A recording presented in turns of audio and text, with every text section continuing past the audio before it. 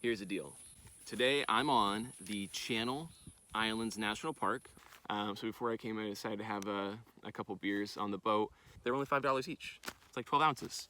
That's a great deal. That's not even, that's Iowa prices, man. That's not even LA prices.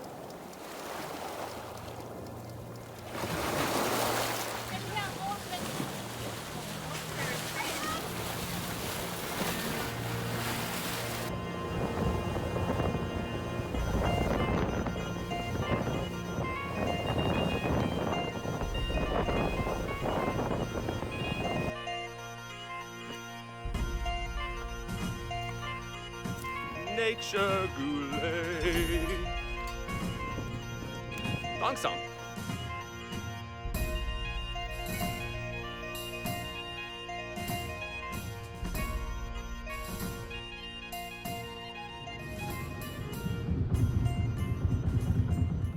Today's trip to the Channel Islands started off on the 126, which is just north of LA and heads back down south towards Ventura in that area. It was really great not being on like a standard highway because you had all these beautiful mountains to look at, which was amazing.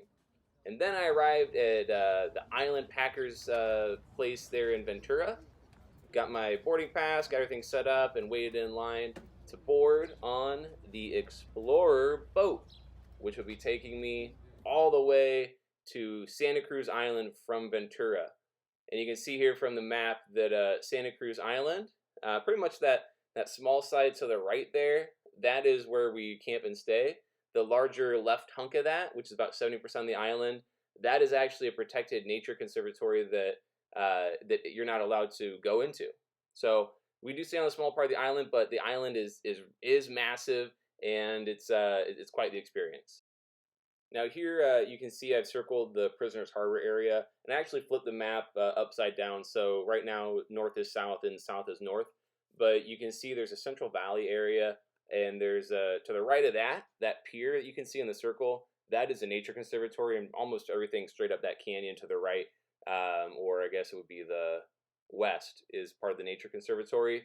I've marked the trail that takes you from Prisoners Harbor to Del Norte Camp. You're gonna go north, uphill onto the Navy Road. They're gonna cut left onto a sign that says Del Norte Campground, and they're gonna head in through some canyons and ups and downs that direction, and you'll see more of that in the video.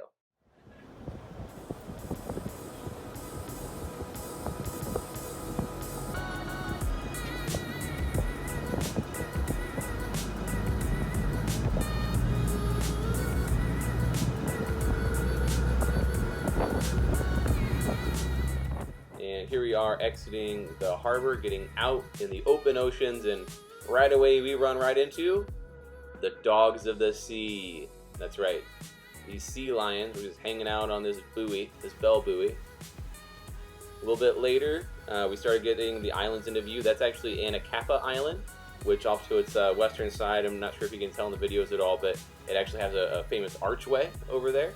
And soon enough, we started seeing dolphins. The boat, the Island Packers people themselves, they also do whale tours and different marine wildlife tours. So we were lucky enough to have these guys swim right next to us for quite a while. And the boat did a couple turns and slowed down and sped up to keep up with them.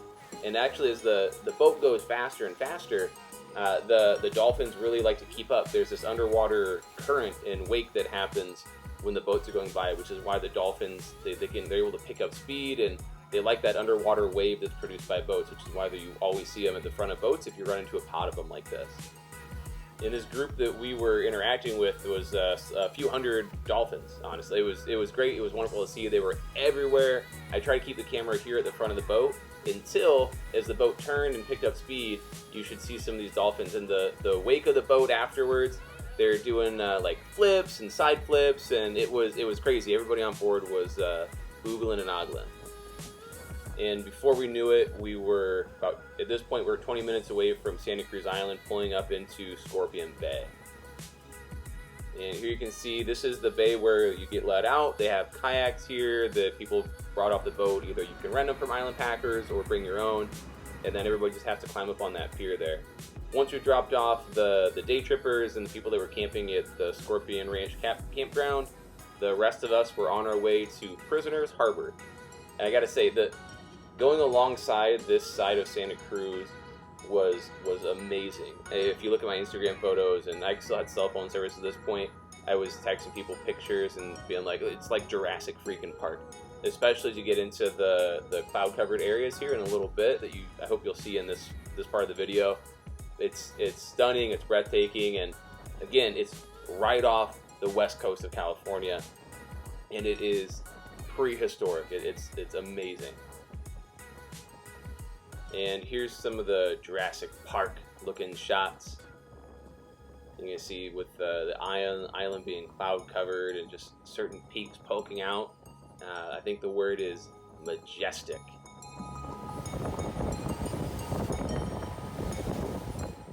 We're pulling right in. This is the pier that we're gonna get the boat pulled up to here in Prisoners Harbor. And like I said earlier in the video, everything to the right of this pier pretty much is the Nature Conservancy. Everything to the left is the federally protected lands as part of the national park that you can hike and camp in. And it's recommended you stay on the trail, and because it's federally protected land, you cannot take anything home or back with you. And right away, you're going to see the sign for Del Norte Campground. And here we go. Oh, Jesus. Yeah, it's an amazing view.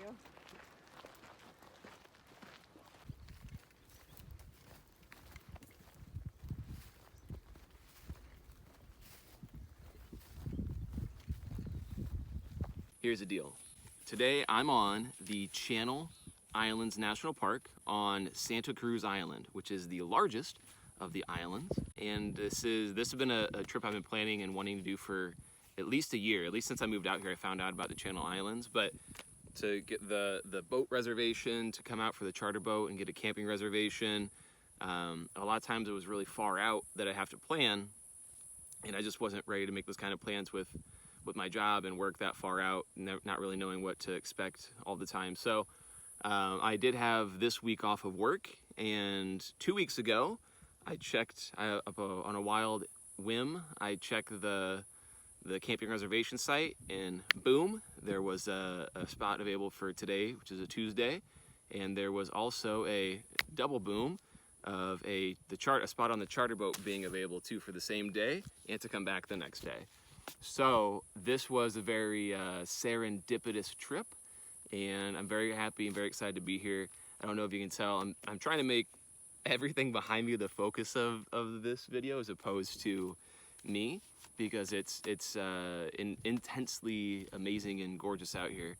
The majority of the land here is all national park, so it's federally protected land, and there's different beaches, different campsites. It's also a very special place in terms of its uniqueness. They're isolated islands, right? I mean, by the very nature of being an island, it is isolated. There are maybe 250,000 people come and visit the Channel Islands every year, making it one of the least visited national parks, especially for it being so close to the very end of Western civilization, where you have in LA, that area, you have millions of people, and only 250,000 people come here each year. So it's really, it's for the most part a really untouched landscape, and I think as I'm here, I'm seeing what California looked like before there were people, and that's really the vibe and the atmosphere that you get here. It's also a very special place because there are, in this isolation, there are over 70 unique plants that only exist on this island.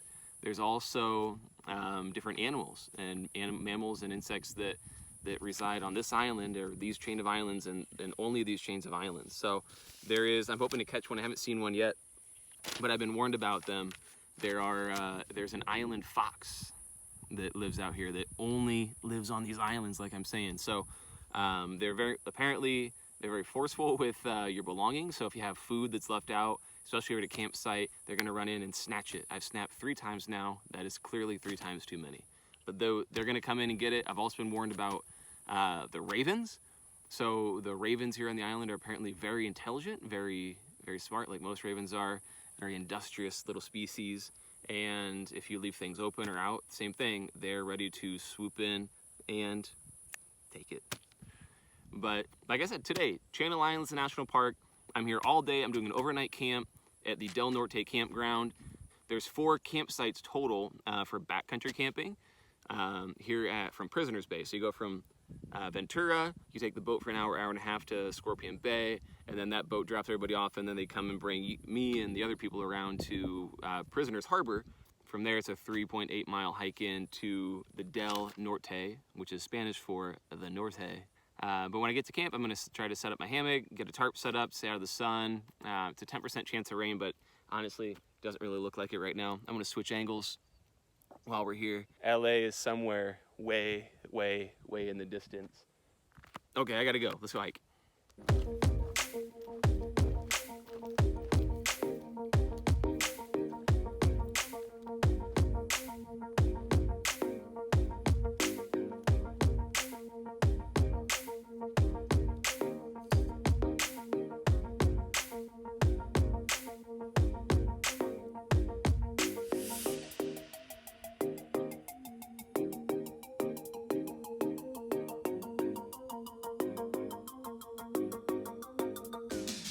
If you've seen any other video on hiking to Del Norte Campground, I believe they all say the same thing, I believe, which is there's an uphill right away. So I think it must be for the first, I don't know, it felt like miles, but maybe it's just the first mile that takes you up the Navy Road, and it is pretty much just a big old uphill until you get to that rest spot where I started talking in this one, where there's a picnic table, that overlook of the ocean and the valley and the mountains and all that.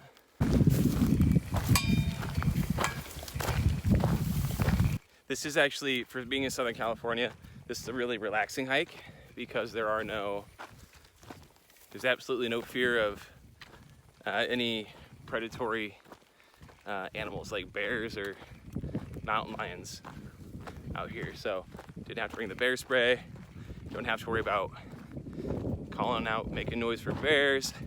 Don't have to worry about getting mauled to death in the middle of the night. Don't have to worry about getting jacked by a cougar in the middle of the night or in the middle of the day or any time really. If anything, these foxes out here, they got to worry about me. If I look in the flower, there's some ants, it looks like, inside there doing work. And then it's got like this, I don't know if it comes through in the camera, but it's like white with little faded hues of pink. It's really pretty. I don't know if that's I don't know anything about flowers, so whether or not it's unique to this island only, couldn't tell you myself, but let's assume it is, and that just makes the experience that much more magical.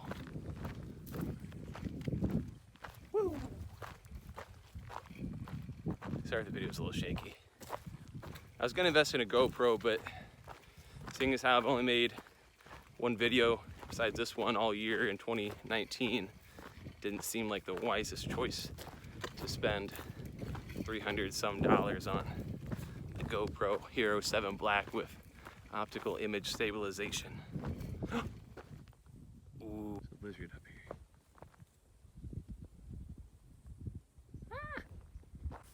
All right, I've begun some sort of descent. The winds have cooled, and we're going down trail right now. Bum bum bum bum bum bum bum bum bum bum bum bum bum bum bum. Why is it that they never let us just keep going down? Where's the trail? I gotta head up there now. It looks steep, because it is steep. Moida.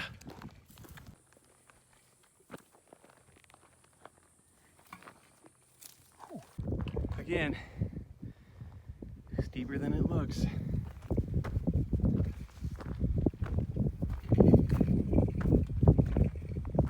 Ooh. Ah.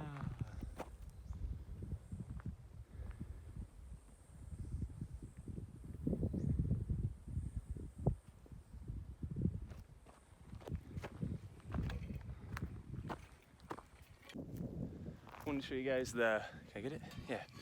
Beep, beep. The exposed rock coming up there. So, just came from up that way, down, down, down, down, down, down, down, down. And now I'm going up again.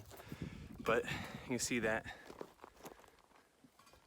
wondrous exposed rock. Wish I was some sort of ologist, like a geologist maybe, so I could tell you what kind of rocks those were. Here's the deal with all these, like the rocks and the landscape and the beauty of everything. It really is like California was centuries ago, millenniums ago. And these islands were inhabited by, it's called the Chumash. And they moved here from the mainland 13,000 years ago. Or at least on these islands, we have some of the oldest remains of humans in the Americas. And that's from 13,000 years ago. So you can imagine being an Indian, being a native on the West Coast, and coming all the way out to these islands, not knowing what was here, on like a big 4-person canoe. It's amazing. And now I'm walking, not necessarily this trail, right? But the same land that thousands of native people walked, the same steps, the same views, minus some erosion, the same place. Like, someone definitely made out with somebody, bruh, looking at that canyon right there. Right where I'm standing, within 100 feet, you don't live somewhere for 13,000 years, not have somebody make out on every quarter inch of this island, bud. They're just lip locking and canyon flocking. This is brutal. Sometimes you're just going down or flat for a little while, and you think this ain't so bad. But then, this is what it's really like. Being outdoors. It's mostly just being out of breath. And you can see here when I got to camp, my bag somehow exploded over everything. And shortly thereafter, I decided to set up my hammock on this tree that was growing out. Had a great setup of sturdy branches to hang the hammock on.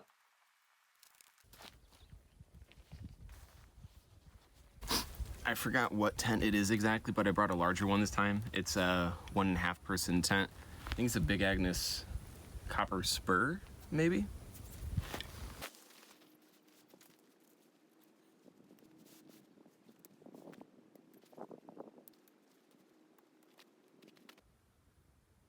So after setting everything up, I decided to lay down in the hammock and take a well-earned break. And I was rewarded with a view of the beautiful trees and branches above me. And I also got to commune with the wondrous, if not slightly annoying, bluebirds that were all around the campsite. So just had a little nap in my hammock, both on accident and on purpose. Can you see the water? Oops, nice. But what I'm gonna do now is I'm gonna try to head up to Mount Pleasant. I think it's about 1.5 miles away. About 4 o'clock now, so I go there, get some views, and then head on back. And then we'll start cooking some food.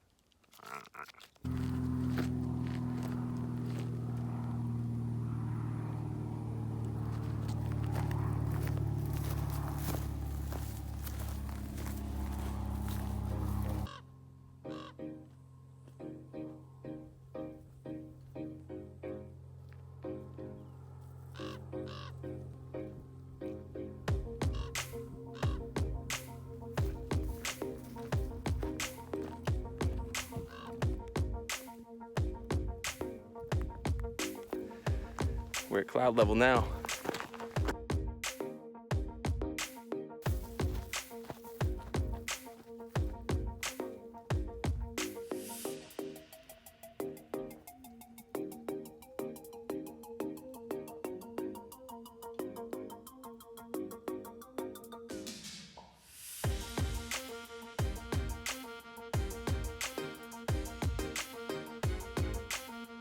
I was gonna go to Mount Pleasant, just I think a little bit over a mile away from the camp, but it's like 4:30, 4:45, and I don't know. It's gonna be another 30 minutes before I get there, hang out for 15, 20, and then another hour or so before I get back to camp. So I'm thirsty, hungry. Just felt like going back to Del Norte, which again is Spanish for the Norte. I'm already up with the clouds. I don't know that going to Mount Pleasant is gonna increase my viewing pleasure by the X factor that it would require for me to go up there. So instead, just enjoy this on the way down. Boop.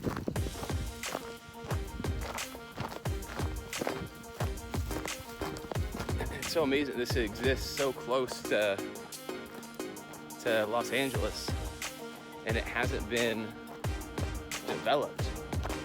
I mean, it's an hour boat ride away, so it's not crazy or anything. It's not like a crazy distance. It's not unreasonable. And people have been coming here for thousands of years already.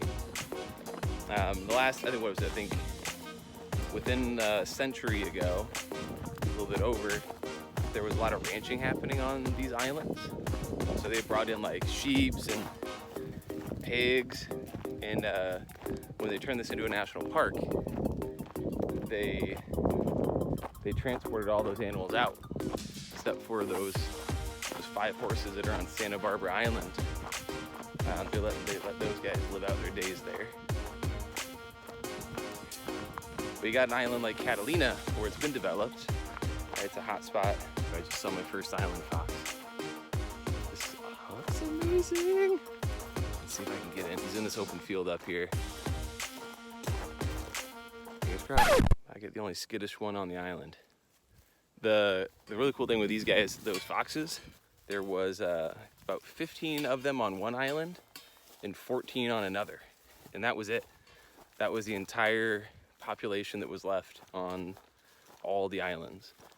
So now they're back up into hundreds and thousands, and they're doing really well. So the California brown pelican, the bald eagle have both made like giant comebacks here and on the islands. The elephant seals, I think the San Miguel Island, that's like a main spot for them to their breeding ground. It's one of the biggest populations for the breeding grounds in the world for their nesting. And then you got these foxes that pretty much almost went away, and they only exist here in these some odd square miles across these 5 islands. So even just getting to see one for a second is a real treat, because almost nobody in the world ever sees them. So got that going for me. Oh, check this out. We got some birds up here too.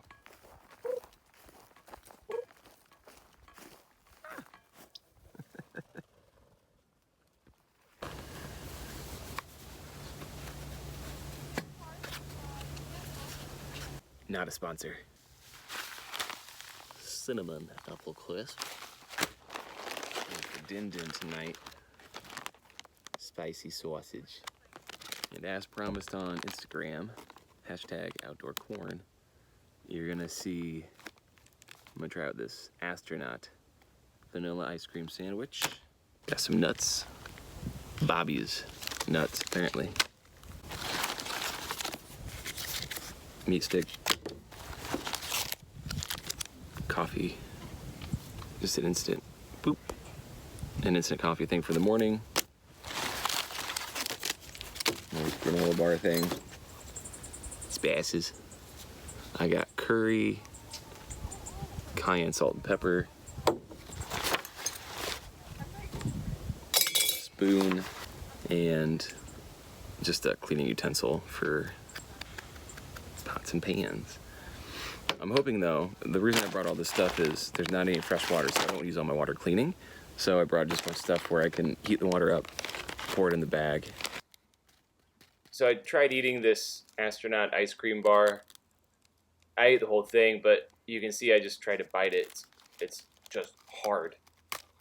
And every time I bite into it, it breaks it in a million little pieces. I also had to rehydrate it the first bite I took just to choke it down. I do not recommend the astronaut ice cream bar, unless you like ice cream dust. So after exerting myself trying to eat that ice cream bar, I went to lay in my hammock, and the entire time I was in the hammock, all these sorts of birds like this one would come in, walk around, fly around the trees, and then eventually they would hop to the ground, like so, look on the ground, and then they'd start getting on the picnic table. And I got kind of concerned because I didn't want bird flu or whatever getting all over my gear and equipment, especially stuff that was that I was going to consume. So I had to get up and shoo them away almost all night. That being said, the rest of the day was filled with wonderful views from where I was camped, and couldn't have asked for a better spot.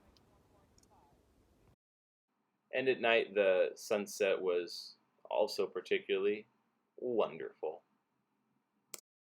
It's about 9 o'clock here in the West Coast, and I took a nap in the hammock, and another one. I kind of fell asleep. It got pretty close to dark. I got a couple pictures of the sunset that I'm going to put on the Instagram account, #outdoorcorn. And then it was kind of cold. I lost my lighter or whatever. I didn't have it with me. So one is usually my first aid kit. I brought a new first aid kit, and I didn't transfer a lighter. I also usually keep one in my pots and pans, but I left that set at home. I brought my backup set, and I had one in my bag yesterday, but I must have taken it out somewhere. See, I didn't have one, so I had to borrow one from someone else here in the area, which worked out just fine. But I was able to eat a couple meals right before, a couple of those like freeze-dried back, whatever they were, meals, right before the sun went completely down. And now I'm just in the tent. So I didn't really get much footage. The napping and then rushing around trying to find a lighter and then also cook the food in time was on my mind more so. But I think I'll winter out for the boat tomorrow, so I'll have a better recap for the trip and the islands and maybe more information tomorrow. See you then. All right, mateys. There was, just woke up. I don't know what time it is, like between 9 and 10 right now. But what I would do is I thought if you're interested in coming to Channel Islands at some point and coming to the Del Norte the Del Norte backcountry campsites, there are 4 of them. The first one is this one. You come in, it's the very first one directly on your right, and it's the furthest out. So this one here, I think you get excellent views. You can see right there some of my stuff. Number 2, it's backdropped a little. You can see if you want to do hammock camping, these are not the spots for you. If it's super hot, I'd recommend bringing a tarp and some poles you could use to set it up. Campsite number 3, just have a tree for some shade, and you still get, I think if you're sitting on here, you're gonna get a lovely view of the mountain and sunset this time of year. And then here's my current home, camp number 4. Cool thing, it had some trees, so I could stretch the hammock out and hang out there for, honestly, I spent a lot of my time there yesterday. The downside is being in the trees and this brush, there's I think that's why there's so many bugs. I didn't really get bothered by them. Maybe a couple mosquitoes like late at night, but nothing too much. You have your food lockers here as well. And whether or not there are bugs here because of the trees, which I think is the main reason, but this locker had a bunch of garbage in it, and it's completely full of garbage. I opened it yesterday because I saw it, and I wanted to maybe put some of my stuff in there, but luckily that campsite has 2 boxes, so I was able to use the other one for my food. But I'm wondering if there's flies and maggots and stuff like that are the reason over there, because I'm seeing a bunch of flies at that particular camp spot at the moment. So that's the rundown, garbage notwithstanding, from the Del Norte campground. If you head past Camp 1, 2, 3, and 4 and you keep going, you're gonna run into, you could hit the Navier, from the Del Norte Trail to the Navier Road. You can get up to Mount Pleasant, which I was gonna do yesterday, like you guys probably saw if I put that in this video. But for now, here's a time lapse of the view from Camp 1.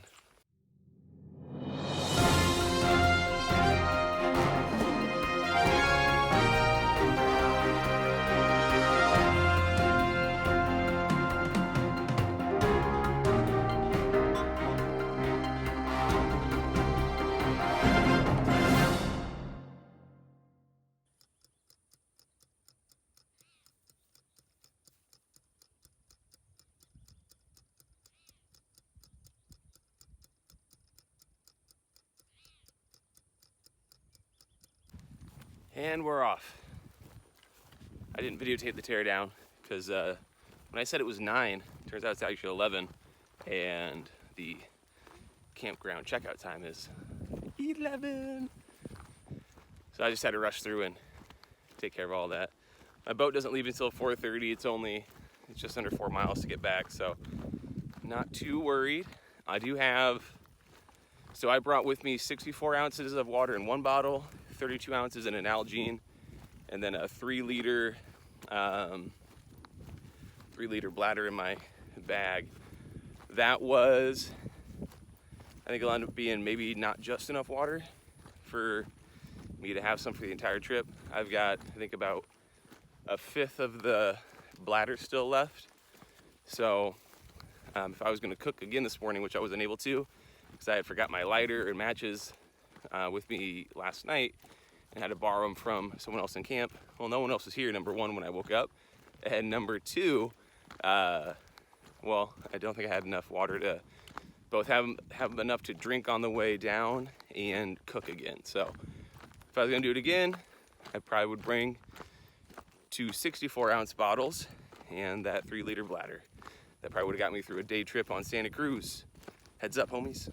Correction, not a day trip, an overnight trip. Santa Cruz, homies. And let's not forget that view again as we're walking out of Del Norte campground. Once again, Spanish for the Norte.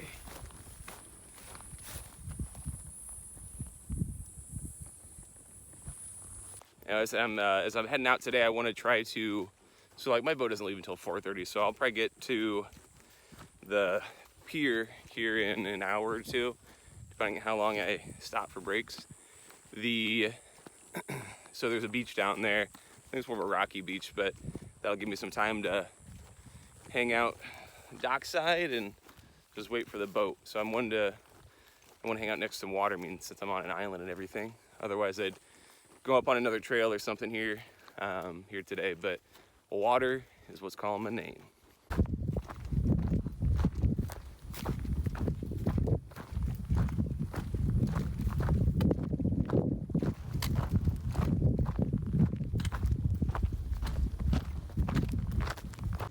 Every time I'm descending, we're up against like a big mountain. And granted, the mountains here are like 1,500 feet tall. So obviously you're gonna get a lot more elevation inland, but every time I'm in like a valley or, I'm below them, I feel like I'm in The Hobbit or the Lord of the Rings. In the shadow of the mountain. Ba-dum-dum. Honestly, the next minute or 2 of the video is a time lapse for the most part. If you get nauseous or whatever from the movement, then just skip ahead. 1 or 2 minutes and catch me on the other side of this. But I wanted to record my hike out, but obviously I didn't want to record the whole thing for an hour in just regular video. So I did do a time lapse of I'd say 90% of it until I got to the Navy Road, like you'll see me talk about. But yeah, I just kind of want to give people the feeling of the trail, and if it's possible, how steep it is, the views, and just the majesty of the Channel Islands, especially Santa Cruz Island, since that's where I am.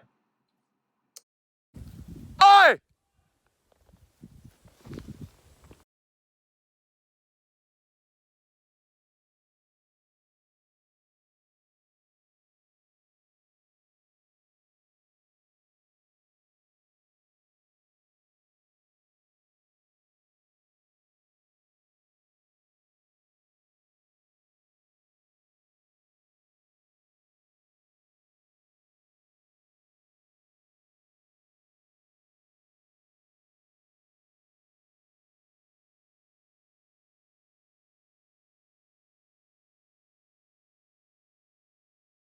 I stopped time lapsing there because I was a little off center with this with the phone in my hand.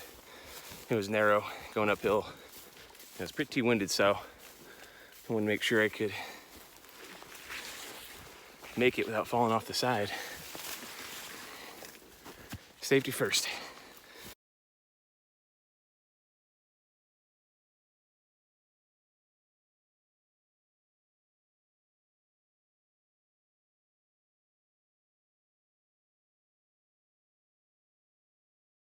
Would you like a dozen roses, mein Fräulein?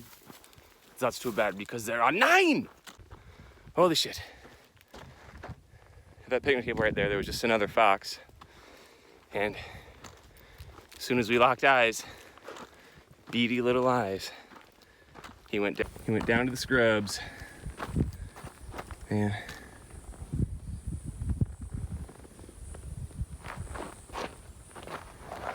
what is that? It's either someone's food or someone's. Anyway, last time I was here, I took the bag off and had a bit of a resty rest, but I think I'd like to get down to the beach. View still amazing, and you can see even more now the mountaintops,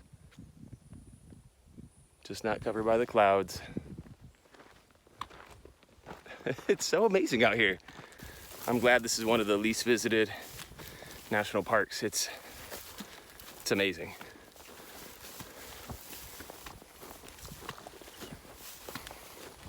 I mean, I think more people deserve to see this, but it's nice that more people don't. Honestly, the rest of the trail is just, once I get out of this path here, it's gonna be the Navy Road.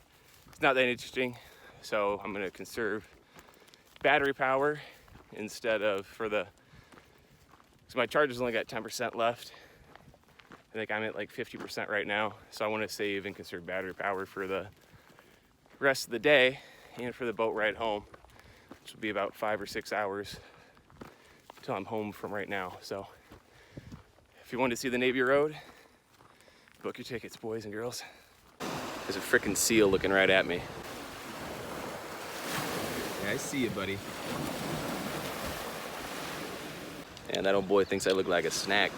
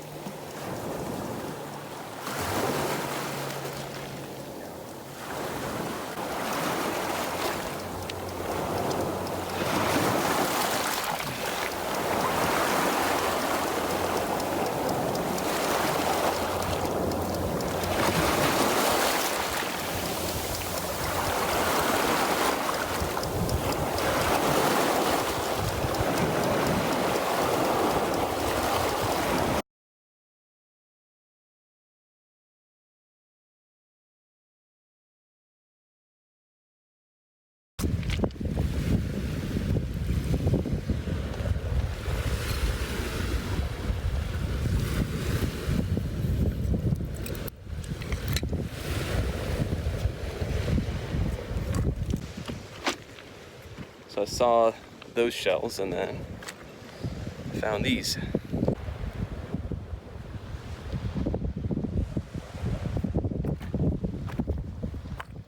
Now the seashells here were a lot more broken open. My assumption is that birds and possibly the sea lions or the island foxes are taking those apart and getting the meat inside. So you can find more photos of those shells and other pictures I took on the Instagram, outdoor corn on Instagram. Right here, I was thinking about taking a swim in the water, but my shorts would have dried quickly. I would have just had to go back to all the way back to the bathroom area to change out of my underwear, and even then I didn't really have a towel, and the water was kind of cold. And the moment I came up with a lot of reasons not to, and I settled for just kind of wading around in the water for a minute. And at that point, I've been on the beach for about 2 hours, so I still had another 2 hours to wait for the boat. So I took a nap the rest of the time before the boat came to pick us up, and we headed out on our way. Now, as we're leaving away on the boat here, pulling away from Prisoners Harbor, you know, it's one of those things where you spend so much time preparing and planning and getting ready, and then, you know, when the day comes, you're actively going there, and then you're there and you're experiencing it. That when you're leaving a place like this, or you're leaving from a trip, it's always really sad because you've had so much time invested beforehand just to get ready that I don't know that it'll ever feel like it's enough time when you're actually there. So around here, you know, we're an hour into the ride. We got about 20 minutes more back to shore, and you can start seeing the mainland and the mountains really well. And as we pull into the harbor here, it is one of those things, like I'm excited to go home at this point, but I'm also very sad to know that I'm not going to be in the Channel Islands very often, and it's going to be a while before I'm there again. But I noticed some spray on the side of the boat, and I made sure to run my hand across it, get my hands wet with the wind and the waves that gave birth to the Channel Islands. This one last salty and shake goodbye.